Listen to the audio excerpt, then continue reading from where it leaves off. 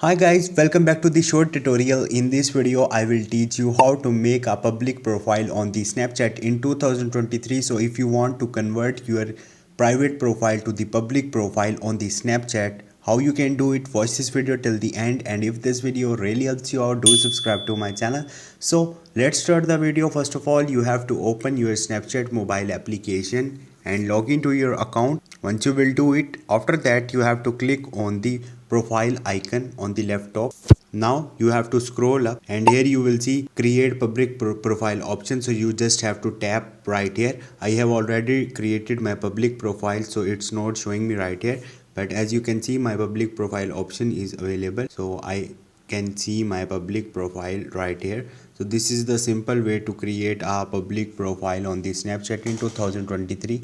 Hope this video will helpful for you. If you have any question or any confusion, just drop a comment. I will try to help you. Thank you.